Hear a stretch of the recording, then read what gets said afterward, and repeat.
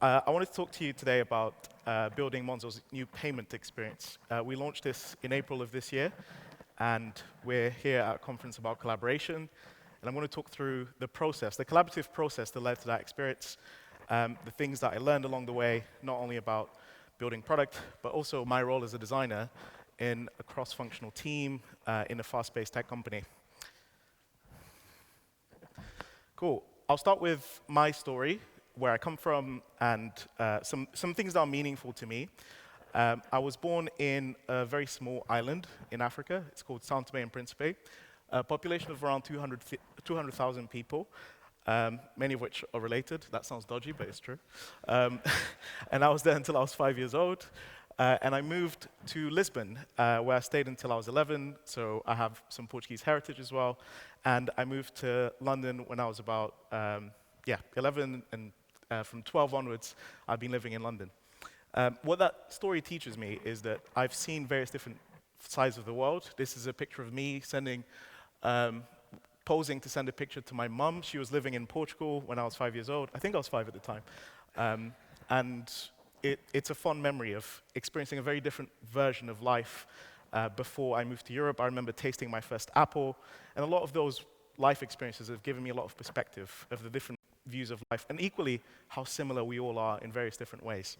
And I'll talk through how some of that has influenced my work as a design practitioner. So another thing that is really meaningful to me is the fact that I'm a volunteer Samaritan.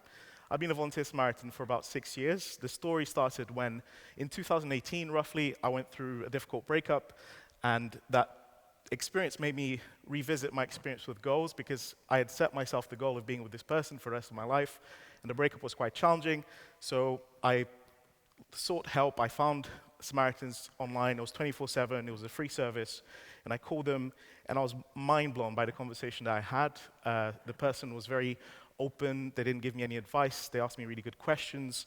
And in about an hour and a half conversation, I felt much lighter, and I felt that this person had just done something really powerful, and I wanted eventually to learn how to do it. That journey, about 8 months later, led me to become a volunteer. And since becoming a volunteer, I'm now a director of one of the branches of Samaritans. There are about 200 branches. Our branch has about 100 volunteers.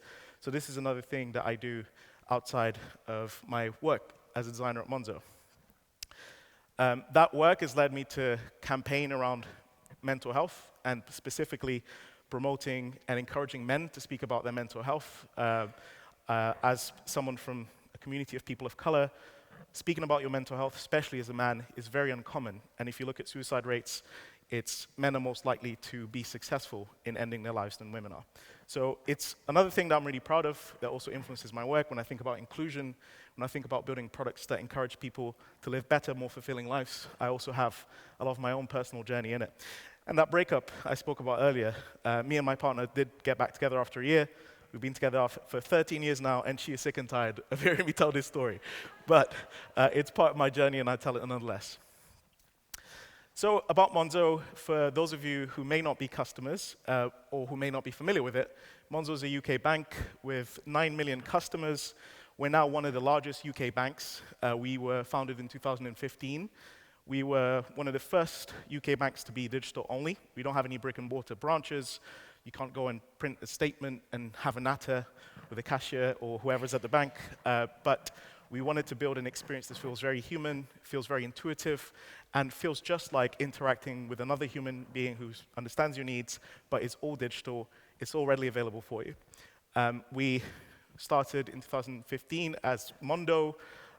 We were, at the time, mainly a payment card. We eventually got a banking license, and we now have business accounts, joint accounts. We have a company also in the US, which is also Monzo, and we're thinking about expanding into other parts of the world. This is in our annual report, so it's visible for everyone to see. I'll speak a little bit about my team at Monzo up until this point. I've been at Monzo for 3 years. I've been very lucky to be part of a team called the Core Experience team. The team has looked at everything from requesting money in the app, moving money around, and making payments, and all forms of payments, So effectively, if you're a Monzo customer, there's a payments tab. Everything in that tab has been the work of me and my team up until this point.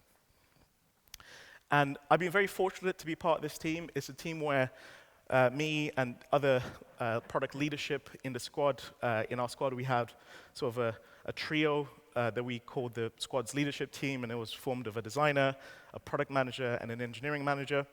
And we managed to build a culture of real psychological safety. We could be talking about very serious topics, but we joined the meetings with different outfits and different backgrounds, and we always felt that there was another human being on the other end, even if what you were talking about was perhaps a bit difficult. You know, you might be running a bit behind, things might be moving slower than you expected. All those conversations felt safe, and you rarely ever felt like there was someone specific to blame. So some of my work at Monzo, like I mentioned earlier, we worked on various things that involve payments. You see behind me, if you move money between what's called pots in Monzo, pots are effectively these money containers that you can just put money aside for paying bills, if you're saving for something important in your life, if you're saving for a really big life thing, you can have an interest-earning pot. Now we also have investments, though they're not pots, but there are various ways to compartmentalize your money in Monzo. So we worked on an experience to make it really easy to move money around that, and I'll talk about that a little bit more later as well. So the team had spent quite a bit of time in experiment mode. I'm sure many of you will relate to working in a tech company and leadership and various people wanting to move quickly, wanting to make sure we're putting things out there. And Monzo especially, I feel quite fortunate to work at a company where we don't have a legacy, a very monolithic code base that has to be refactored. We can move really quickly. We ship on a daily basis, various different teams working at the same time. So there's a lot of an onus to make sure we're putting things out there and learning. And in that space, one of the interesting things that we put out there was we saw that people became uncomfortable sharing their contacts list in order to be able to pay each other on Monzo. So Monzo has what's called a peer-to-peer payment network. Unlike many other UK banks, we've built our own network for making it easier for you to pay other Monzo people without needing an account number or SOC code. But in order to access that, we need to find out who of the people that you know are currently on Monzo. And for us to do that, you need to give us something that we can use. In this case, what's readily available on an iOS or Android device is your contact book. And if you share that, we can find the other people that are on Monzo that you can pay. We don't store that data. It's all encrypted, so we don't actually see the numbers. But post-Cambridge Analytica and what happened with Facebook, people are really reluctant to give anyone their contact book data. And we saw in our research that people didn't want to share the entirety of their contacts with their bank. Some people saying things like, I don't want to see my ex from uni on my Monzo payment app. So we ran some experiments to help people understand the value of doing that, and we ran some experiments to see what are some of the things that we could do to nudge in a different direction. But the team was in this mode of putting things out there quickly and learning as much as we could. And we got to a point where we realized that there are only so many experiments that you can run. And we didn't want to find ourselves stuck in a bit of a rut of just putting small things out there. Eventually, you need to make big bets and put things out there that you believe are going to have a marginal difference, are going to make a marginal difference to people's experience. So we came up with this strategy called light improvements and big investments, where as a team, because we're the core experience team, many things were core experience. Many things of making a payment. You can make a payment via what's called a faster payment system, which is what you do when you use an account number and sort code. You can make a payment via peer-to-peer. You can make a payment via open banking, which connects banks directly to each other, and money can move that way. You can cash out. CAS means current account switching service. There are various ways in which you can make a payment and various things that are classed as a core experience. So we wanted to create a framework that would allow us to make really important decisions as to where we zoom in and where we make the biggest improvements in. Some of the light improvements that we were able to make in that time are things like if you open up a link that someone sent you to pay on Monzo, if you open up on the web, there's a QR code, and if you scan that QR code with your camera, it will open up your Monzo app immediately, so you don't have to enter your card details, and you can pay that way. You didn't used to be able to pay on a Monzo link if you're on your phone using Apple Pay or Google Pay, so we introduced things like that. These are things that would be quite difficult to justify if you say, put together this big presentation. He said, what you're going to work on. He said a small thing. is that it? Is that all the team's going to do? But a light improvement would mean that you can pick up at the beginning of the week, and the engineers would be able to finish and ship the work to customers at the end of the week. And these are some of the ones that we were able to produce in that time. But we wanted to understand how can we work on the bigger picture things while still retaining the momentum that we already have. And we devised a strategy for understanding what are the areas that we can prioritize when we're thinking about the bigger investments. So we wanted to understand how many people in total are using that thing. So we have 9 million customers. Like all products, not all of the 9 million customers are equally active. But the ones who are most active, what are they doing that we would class as a core experience? What does that core experience feel like to use? And how do we personally feel about that experience? And that's really important because we wanted to actually have an opinion on these things. We are very aspirational in that we want to build something that always feels interesting and it always feels like we're pushing the forward as much as we can in the constraints of wanting to move quickly. And if we felt that something, though it worked and it felt fine, it just felt outdated and it didn't quite feel as polished as we wanted it to be, that would also have an impact on our ability to prioritize that. And I felt quite proud of our ability to bring that forward to leadership and to get pushed through, because in previous companies, I always really struggled to push for how can we prioritize these things that don't quite have very large, clear impact on a metric that's really important, but we know we should do that and we know it has a positive impact in the lives of our customers. At the beginning of this sort of new way of working as a team, we wanted to, as much as possible, empower the engineers to move fairly quickly when we think about those light improvement weeks that I described earlier. One of the ways in which I tried to do that as a designer is we set up these workshops at the start where I boldly tried to get the engineers to think a bit more like designers. I'm quite lucky at Monzo in that I felt that from the day I joined, the engineers already have a great deal of innate design thinking. I remember putting together a design and sharing it with the engineers, and I remember being challenged on user experience details by an engineer, a back-end engineer, and I was like, whoa, what's happening? And I felt there was already a pathway to do that with the engineers at Monzo. So we ran some workshops. I got them to design the perfect washing machine, and they started to think about what is the role of a washing machine, what do you try to achieve with it. So a lot of those early investments also helped make sure that design decisions didn't entirely sort of need to be made by the designer, but it did mean that the engineers could make an inference as to what they felt would be a good enough approach, and then they will consult me as a designer, especially because I'm stretched across various different initiatives. I can still be the QA bit before it goes out to a customer to make sure that it's good enough, but they have enough to make some really strong inferences based on what they know. And that got us to a lot of that thinking, a lot of that sort of preparing the team and the frameworks that we put together led us to zooming in on the experience of making a payment.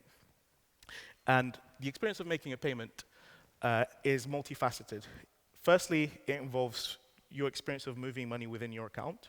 So many people will keep money in different pots in their Monzo account. So if you're paying your bills for, let's say, your rent, your gas, electric, so on and so forth, you have different pots for those things. And some people pay directly from those pots. Other people will move money from the pots to other pots and to the main account. But we also have a lot of depth of product engagement at the moment in our journey as a bank. We have joint accounts, we have business accounts, we have pots, we have US accounts. We're soon to have various different other types of accounts. I realize I can't share which accounts, I almost did. And we wanted to make sure that it's really easy for people to move things around in a way that sets them up to make the payments that they need to.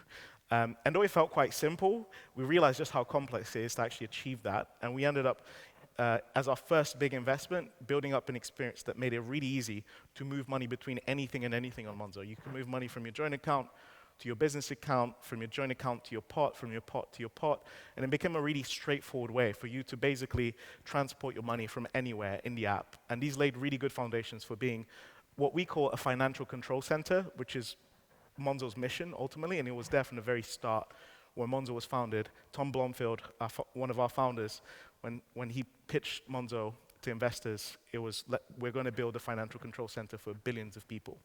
And this is one of the ways in which we lean into that. We recognize that people are going to have products in various parts of Monzo, and we want to make sure that it's very easy for them to communicate with each other.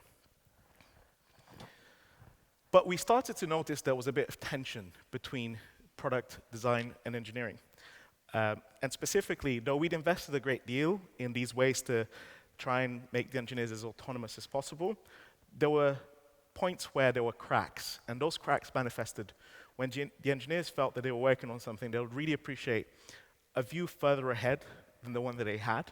So we had to think through, okay, well, when we started as a squad, when we looked at this Move Money project, we really tried to make sure that we empower people to try and make local decisions with the perspective of product and design informing, but we started to see those limits where it's actually harder sometimes to try and make inferences as an engineer when you don't have a really clear design spec, and sometimes you need to build out that vision and frame things from a broader lens as much as you can, because you're making important technical decisions now that will be difficult to change later, and I'm sure the engineers in the room really felt that.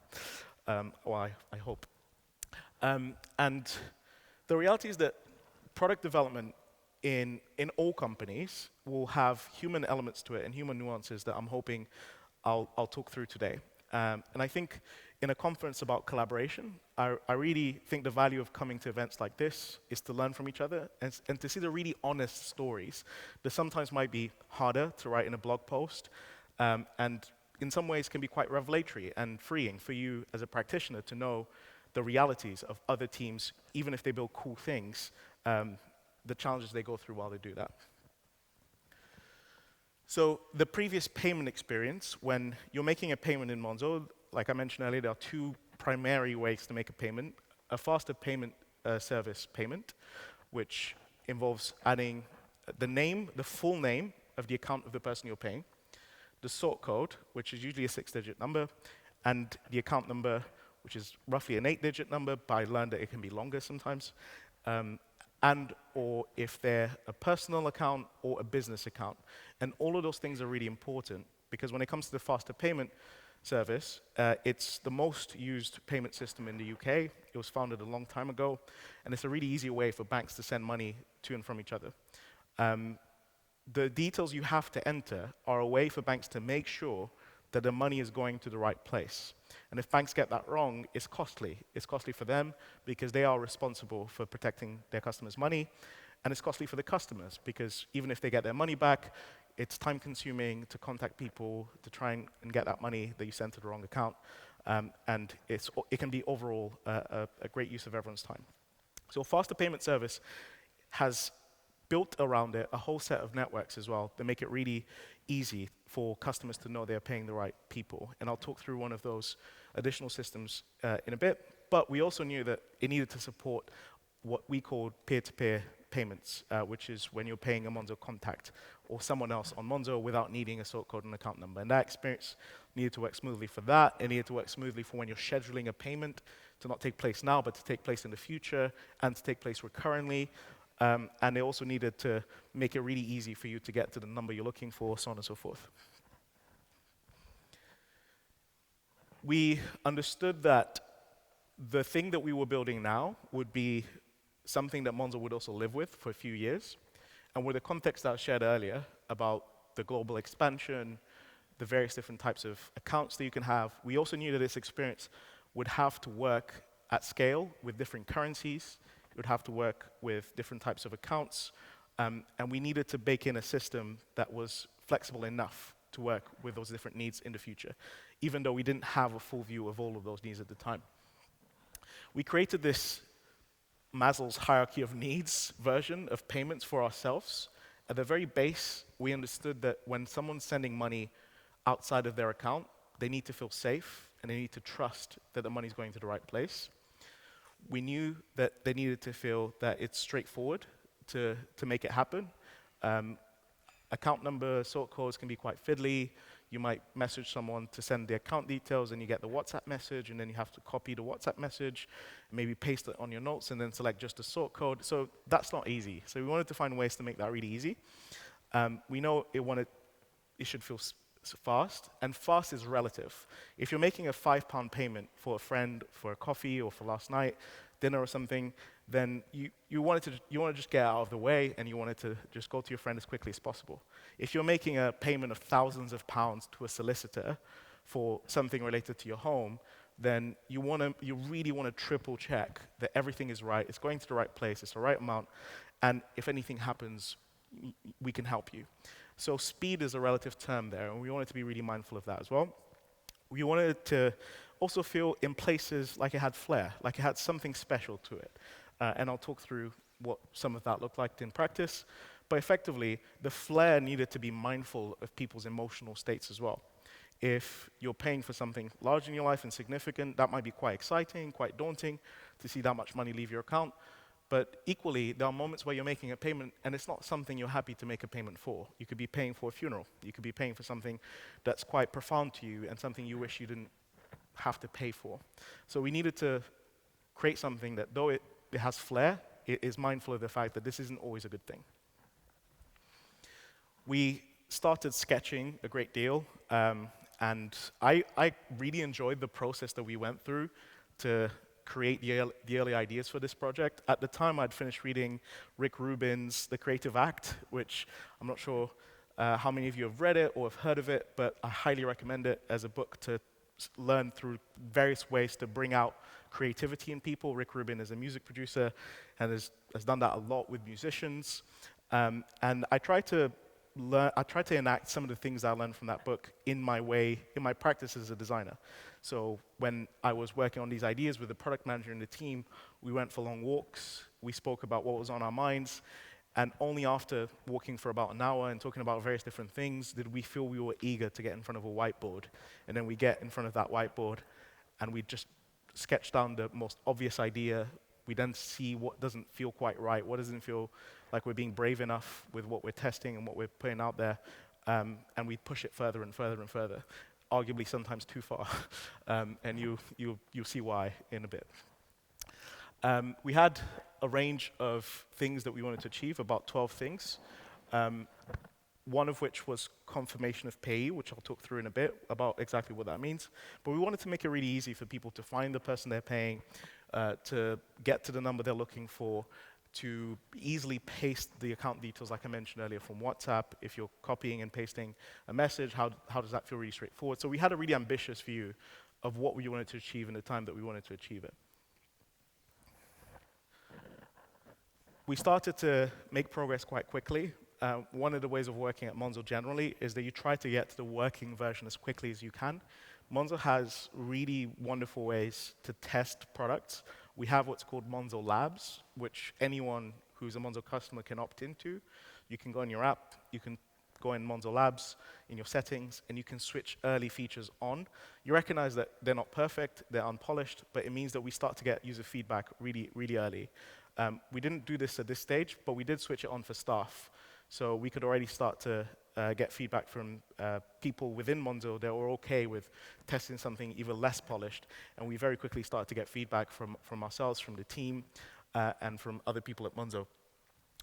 We wanted to make sure that we bring as many people on the journey as possible. With the Move Money experience that I shared earlier and that tension that we saw, we wanted to build more of a sense of we're all working on this together and everyone's opinions matter, even though the designer and the product manager are setting the overall longer-term vision. We want to make sure that this feels like something that we co-own and we're shaping along the way. So we set up these testing sessions. In those testing sessions, we'd have these post-its that we'd capture around what's working really well, what feels like it would be nice if we improved it, and what's just straight out broken. That thing didn't load. That thing didn't take in the data that I put into it. And it gave us a really good sense of what was most important for us to address, and it gave us a really good sense of the progress that we were making as well. So in many ways, it was quite energizing. Before, on the Move Money experience, we weren't able to get the product that we were building up until almost a few weeks before we had to launch it to customers. And it felt quite frustrating for the engineers to have so much feedback come through shortly before we launched to customers. So from the very start, we built in a culture of testing as early as we could with our own phones, with our apps, with trying to make real payments, which also raised the stakes and made sure that we were building something workable and high quality with each round of testing. But part of doing something like a big investment is that you learn just how much larger it actually is. I think like any big investment in life, to be honest, think about buying a home, think about getting married, having a child, whatever it may be, we often realize that the thing is slightly larger in ways that we couldn't have foreseen. So we did realize that payments were slightly larger than we had foreseen. And one of the reasons that was larger than we had foreseen, next slide, is also the variables around the ways of working in the team. So because Monzo as a business constantly has different initiatives that it's trying to put people behind, it's not that we're constantly shifting priorities, it's that we have a lot of customers, we have a lot of teams now, we are 3,000 people, and there are always going to be strategic initiatives that they want to look into very early, or things that are lagging behind and might need more engineers. So we also had some people move teams. An engineer moved from our squad to another squad that was working on another initiative, Monzo. Another engineer moved countries, not for Monzo, they just moved countries. So that also influenced our experience of what we were building. And we realized that some of the work was underestimated, not only because of the people side, but also the actual technical side of what we were working on. And the thing that I believe we underestimated most was confirmation of payee. So earlier I spoke to you about the different systems that exist when you're making a faster payment service payment. And around faster payment services, there's an organization called Pay UK, and they built a service called confirmation of payee. Or they set out the guidelines for confirmation of payee, and they update their guidelines with a certain level of frequency. And what happens is banks will get those guidelines, and every single bank who wants to be within the criteria of confirmation of payee, which is really important for you as a regulated bank, you need to follow those guidelines and make sure that you're implementing your confirmation of payee service exactly as the guideline states. But like many guidelines, there's room for you to bake in optimizations that are relevant to what you're trying to achieve and how you're trying to differentiate yourself as a bank as well. And how confirmation of payee works is each time you go to your bank and you enter the details for making a transfer, you're saying, hey, I've got this payment I want to make. It's for a friend called Steve Jones, and I think it's their own account, and this is the sort code, this is the account number. Then as a bank will say, okay, cool, we're just going to check with the bank that you're trying to send money to that this account actually belongs to a person, that person's called Steve Jones, and they still have the account with the bank. So we'll then reach out to the other bank and we'll say, hey, we've got a customer of ours, they want to make a payment, here are the details, can you tell us if this actually belongs to the person that they think it does? And the bank might say, hey, we do have that account, but it belongs to a person called Stephen Jones, not Steve Jones. So then we'll say, okay, we'll let our customer know, and we'll message the customer, next slide, and they will understand that, hey, that account doesn't belong to Steve Jones, it belongs to a person called Stephen Jones. And because of the nature of confirmation of payee, some of the results that you return, people can continue anyway. You can continue anyway, even though it's Stephen Jones and not Steve. You still feel like you're paying the right person. You just realize that you've been calling them by their nickname. And all of that happens in 2 seconds. There are 3 types of confirmation of payee matches, and that results in 14 different states of errors that you can return to a user. Errors or success states. There's a full match, which is very simple. There's only one of them. Everything that you've told us matches what we're seeing from the other bank. Very, very straightforward. There's a partial match. You've given us enough information that's correct for us to tell you what the correct information is. So you've said Steve Jones instead of Stephen. We can tell you that it's Stephen. But if you had said Bob Jones, it might not be enough that's correct for us to tell you the actual name on the account, because that could be also dangerous for revealing customer information. And then there's a no match. You've not given us enough that's correct in any way for us to tell you what the right information is. And that is the most challenging for a customer, because they have to go out in the real world and speak to someone and find out, hey, those details you gave me, are they right? Can you give me the right details? Is there anything wrong about these numbers?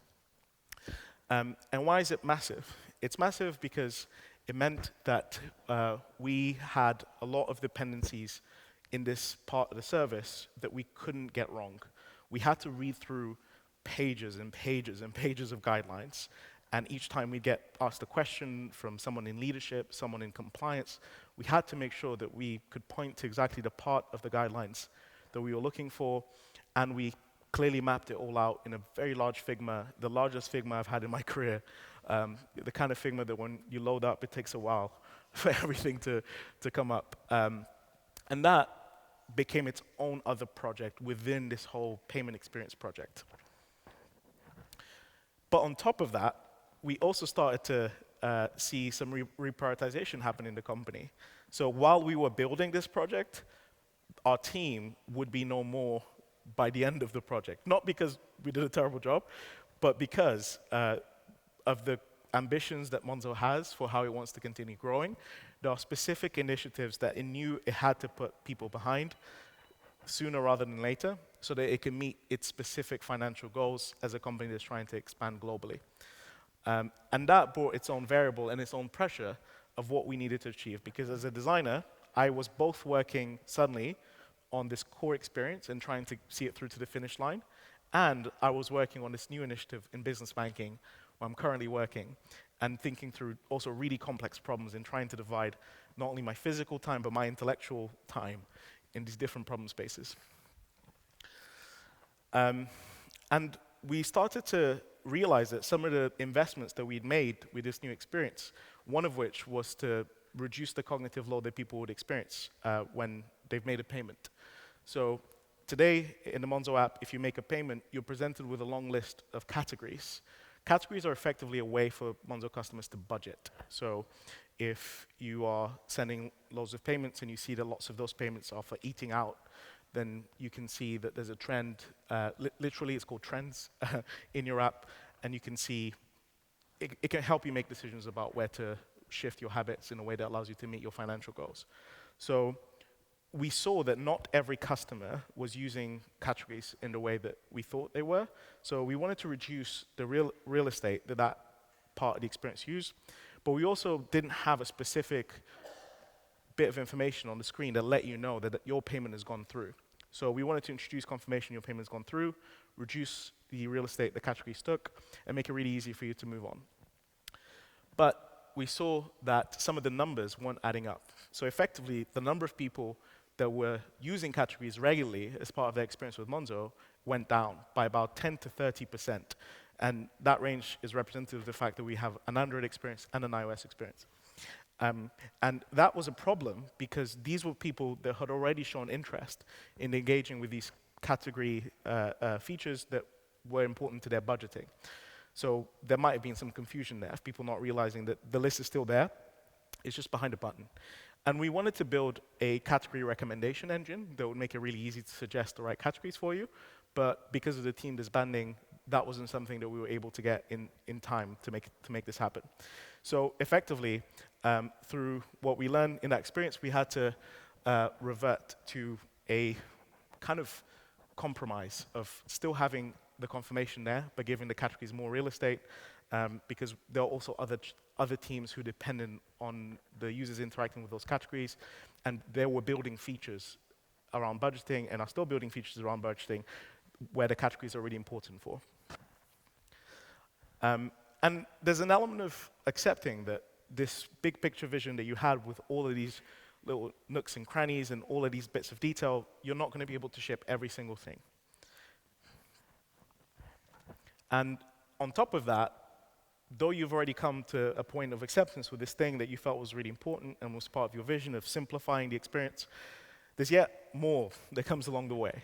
And part of the reason I think this story is meaningful for me is realizing that collaboration is knotty, and it's windy, and there are unforeseeable things that come up in your design process, in your product development process. And another one of them for us was we designed a screen that simplified the list of people that you can pay. So today in Monzo, when you initiate a payment, there's a list of all of the people that you can pay, every single one of them. And there's a list of the recent people that you've paid, and if you've actually manually set it. There's a list of your favorite people as well. And there's a list of all of the ways in which you can pay. We wanted to simplify that. We wanted to have only the people we know you're most likely to pay. Any one Monzo customer is likely to pay 9 people and no more. It's very unlikely that someone will pay a 10th person. It will be on the rare occasion where, like I mentioned earlier, you might need to pay a solicitor or you might need to pay someone you've never paid before. But most of the times, people are paying the same 9 people. So we knew that we could just have a UI that showcases those people and the ones that you're paying most frequently in order. And if there were other ways that you wanted to pay, that's behind a add new experience where you could not only add a new payment detail, but you could also pay using a link, which you can in Monzo. You can just send a link to anyone of any bank, and they can just get money from entering their account details on that link. Or there's something what we call nearby payments, which is effectively our version of AirDrop, where if you have Bluetooth switched on and an internet connection, we can sort of transfer money between you and another Monzo account without you needing to have their contact details. So we put all of that behind Add New, which semantically we felt it makes sense because you're paying someone new, otherwise you wouldn't need to do it anew.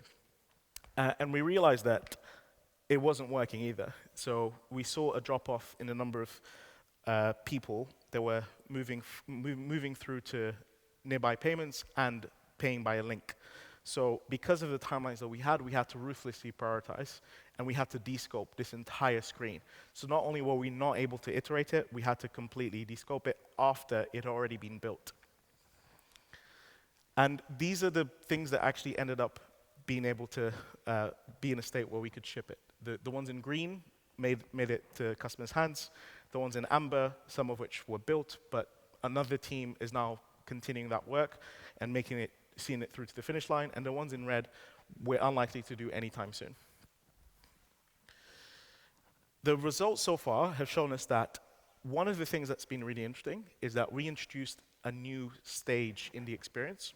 So when you're ready to make a payment and you tap Review Payment, we show you a summary of your payment information. What that means is if you've scheduled a payment for a date in the future to repeat, if there are bits of information relating to your payment that are important for you to know, we will surface it in the context of this model.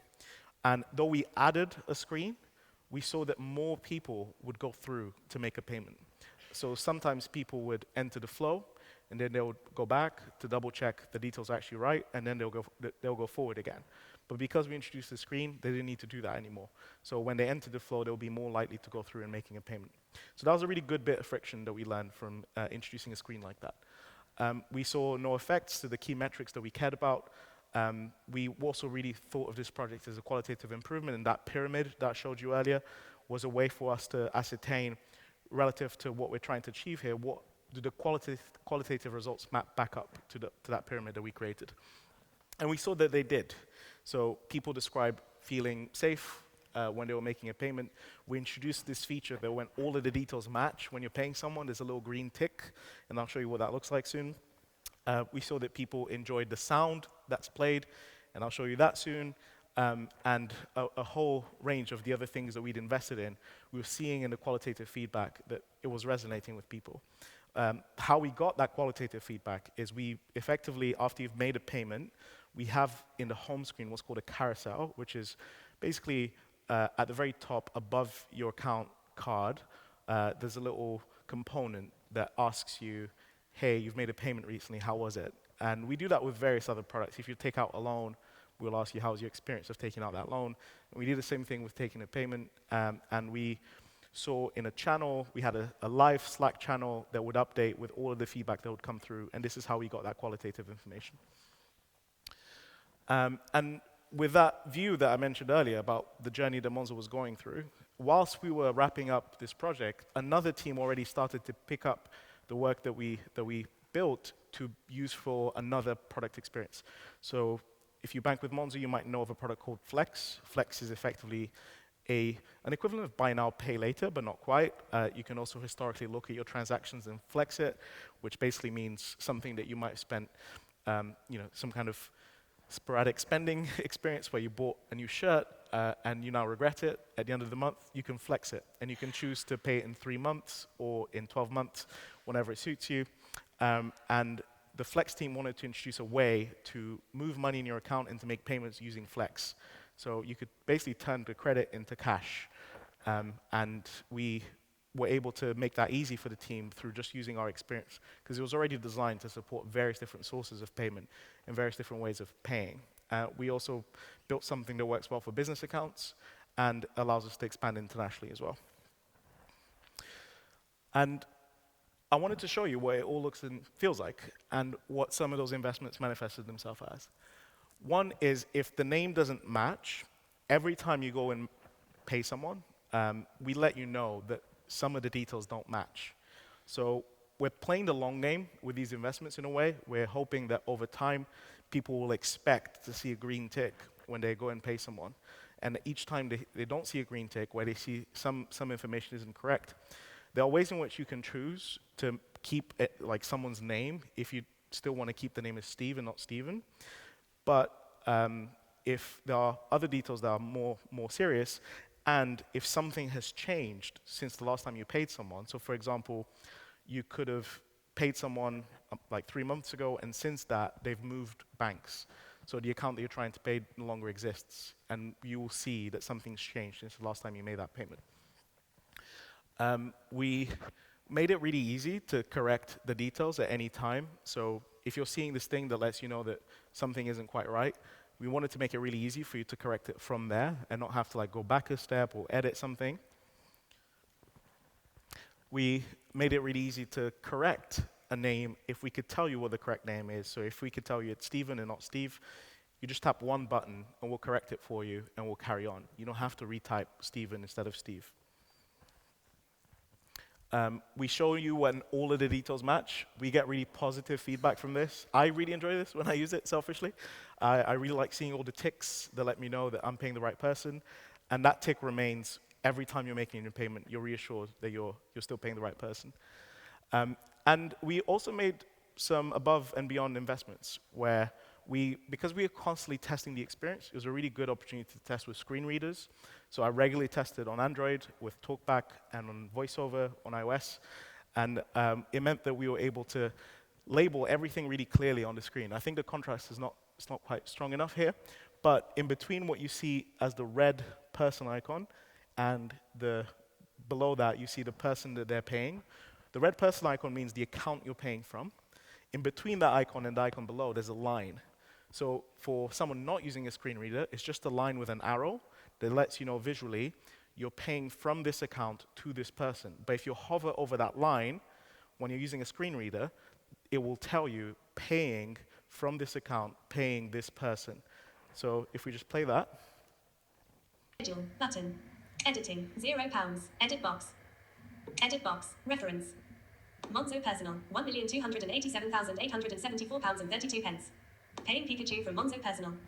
Monzo Pikachu 1 Monzo personal 1,280. Edit box. Reference. There we go. So you would have heard we have a staging app, and our staging usernames are like Pokemon names, so Pikachu, Charizard. So you would have heard paying Pikachu from Monzo personal, and that was just a line for a screen reader to read through. We also wanted, to that point of flair, after you've made a payment, there will be a sound that plays. We know that people really like sounds in the Monzo app experience. People say they really like the sound of when the money lands on their account, and there are various other sounds that we have, so we wanted to keep building on that. And I designed this sound through putting together various different samples that I found on sound websites and editing it in a way that feels very Monzo. And if you're one of the people that has been surprised by this when your phone was on loud, I am to blame.